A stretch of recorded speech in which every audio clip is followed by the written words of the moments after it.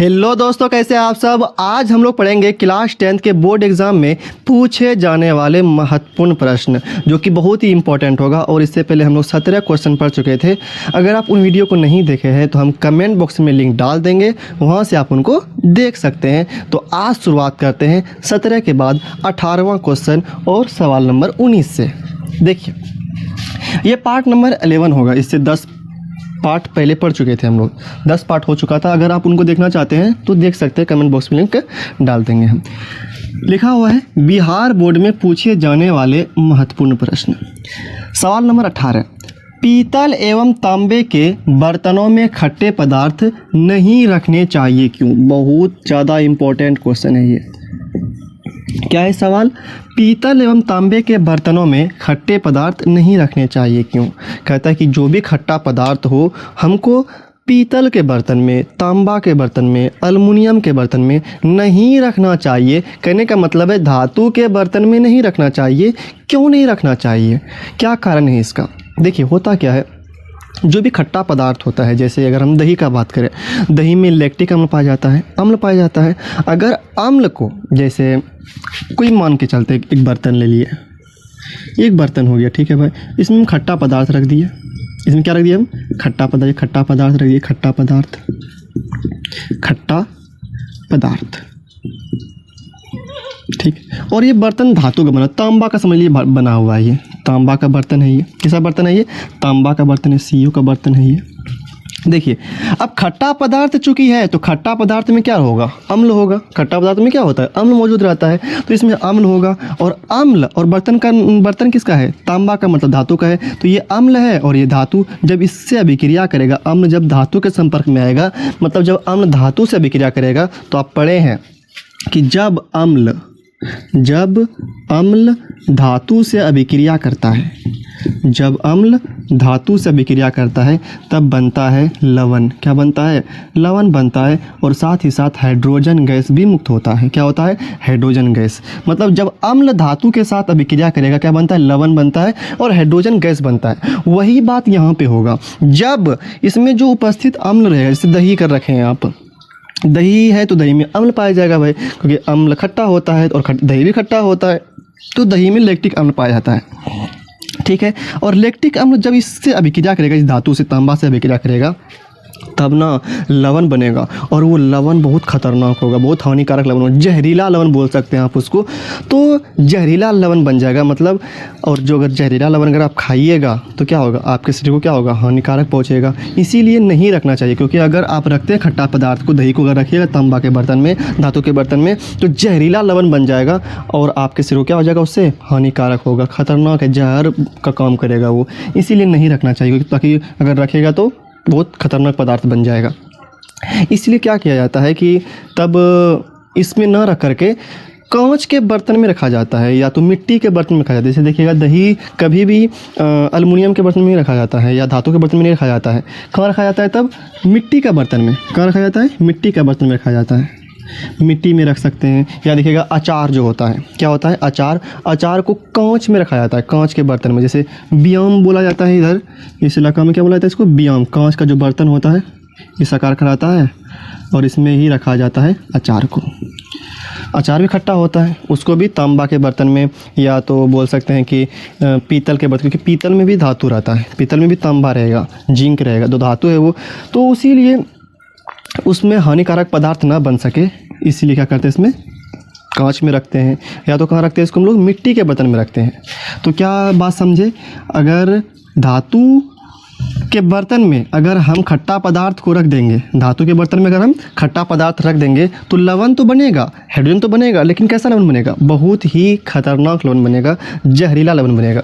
उसी बात को यहाँ पे लिख दिए, क्योंकि जो खट्टा पदार्थ होता है, चाहे वो दही हो, चाहे वो अचार हो, उसमें क्या रहता है? अम्ल मौजूद रहता है। क्या रहता है? अम्ल मौजूद रहता है।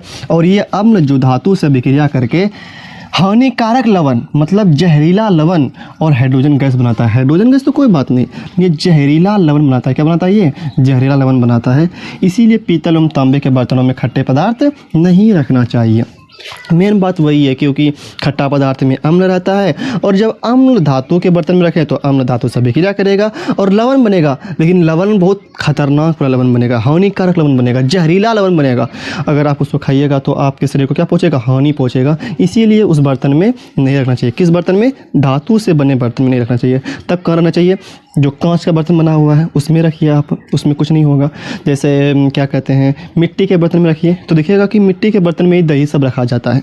किस में रखा जाता है, मिट्टी के बर्तन में रखा जाता है। और अचार सबका बात करें तो आप मिट्टी के बर्तन में रख सकते हैं, या तो कांच का जो बर्तन बना होता है उसमें भी आप रख सकते हैं, ठीक है। लेकिन धातु के बर्तन में नहीं रखना है खट्टा पदार्थ को, नहीं तो हानिकारक पदार्थ बन जाएगा वो, ठीक है भाई। अब सवाल नंबर 19 पे आते हैं। बहुत इंपॉर्टेंट है, याद रखिएगा। क्या बोलिएगा इसमें, क्योंकि खट्टे पदार्थ में अम्ल मौजूद होते हैं और ये अम्ल धातु से अभिक्रिया करके खतरनाक लवण मतलब हानिकारक लवण बनाते हैं। इसीलिए खट्टे पदार्थ को पीतल और तांबे के बर्तन में नहीं रखना चाहिए, ठीक है। अगला सवाल, उभयधर्मी ऑक्साइड से क्या समझते हैं, इसके 2 उदाहरण दें। उभयधर्मी का मतलब होता है कि वैसा ऑक्साइड, उभयधर्मी का मतलब क्या, दोनों गुण मौजूद हो। वैसा ऑक्साइड जिसमें दोनों गुण मौजूद हो, अम्लीय गुण भी मौजूद हो और क्षारीय गुण भी मौजूद हो, उसको कहते हैं हम लोग उभयधर्मी ऑक्साइड। देखिए होता क्या है कि जितना भी धात्विक ऑक्साइड होता है, जितना भी क्या होता है, धात्विक ऑक्साइड होता है, वो सभी का गुण जो होता है वो होता है क्षारीय। धात्विक ऑक्साइड गुण कैसा होता है, क्षारीय होता है। और जो भी अधात्विक ऑक्साइड होता है उसका गुण अम्लीय होता है। जैसे CO2 ये अधात्विक ऑक्साइड है, SO2 सल्फर डाइऑक्साइड ये भी अधात्विक ऑक्साइड है। तो ये सब जो ऑक्साइड है अधात्विक ऑक्साइड, इसका गुण अम्लीय होता है। लेकिन धात्विक ऑक्साइड जैसे CaO calcium oxide, MgO magnesium oxide, ये धात्विक ऑक्साइड है, तो इसका गुण क्षारीय होता है। लेकिन कुछ ऑक्साइड ऐसा भी है जिसका दोनों गुण होता है, अम्लीय भी और क्षारीय भी। तो जिसमें दोनों गुण रहेगा, अम्लीय भी और क्षारीय भी, वैसे ऑक्साइड को उभयधर्मी ऑक्साइड कहा जाता है। वही परिभाषा लिखे हैं कि वैसा ऑक्साइड जो अम्लीय तथा क्षारीय दोनों ही प्रकृति वाले होते हैं, मतलब वैसा ऑक्साइड जिसमें दोनों गुण हो, अम्लीय भी गुण हो और क्षारीय भी गुण हो, तब ऐसे ऑक्साइड को उभयधर्मी ऑक्साइड कहा जाता है। जैसे एग्जाम्पल भी लिखे हैं, Al2O3 aluminium oxide, ZnO zinc oxide, ये सब क्या है, ये उभयधर्मी ऑक्साइड है, क्योंकि इसमें दोनों गुण पाया जाता है, क्षारीय भी और अम्लीय भी, अम्लीय भी और क्षारीय भी, इसीलिए इसको उभयधर्मी ऑक्साइड कहा जाता है। लेकिन कुछ ऐसा भी ऑक्साइड है, कुछ ऐसा भी ऑक्साइड है जो ना तो अम्लीय होता है और ना ही क्षारीय होता है। इसमें क्या देखे, Al2O3 ZnO, इसमें देखे कि इसमें दोनों का गुण पाया गया। धात्विक ऑक्साइड था ये, तो इसमें दोनों का गुण पाया गया, ये क्षारीय भी था और ये अम्लीय भी था, मतलब अम्लीय भी और क्षारीय दोनों गुण था, इसलिए उभयधर्मी ऑक्साइड बोले। लेकिन कुछ ऑक्साइड ऐसा भी है जिसमें ना तो अम्लीय गुण है और ना ही क्षारीय गुण है, ना तो अम्लीय और ना ही क्षारीय। वही लिखा है यहाँ पे, नोट में लिख दिए, नोट है, 2 ऐसे ऑक्साइड के नाम बताएं जो ना तो अम्लीय है और ना ही क्षारीय है। उसका नाम क्या है, कार्बन मोनोऑक्साइड। उसका नाम क्या है, कार्बन मोनोऑक्साइड। अगला का नाम क्या है, नाइट्रस ऑक्साइड। अगला नाइट्रस ऑक्साइड।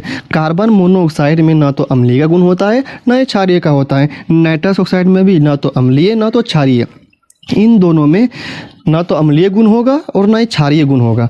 लेकिन इन दोनों में ये उभयधर्मी ऑक्साइड है, इसमें दोनों गुण होगा, अम्लीय भी होगा और क्षारीय भी होगा। याद रखिएगा, अगर आपसे ऑब्जेक्टिव में पूछ दे कि बताइए एक ऐसे ऑक्साइड का नाम बताइए जो ना तो अम्लीय होते हैं और ना ही क्षारीय होते हैं, क्या बोलिएगा, कार्बन मोनोऑक्साइड। अगला नाइट्रस ऑक्साइड, कोई भी दे सकते हैं आप।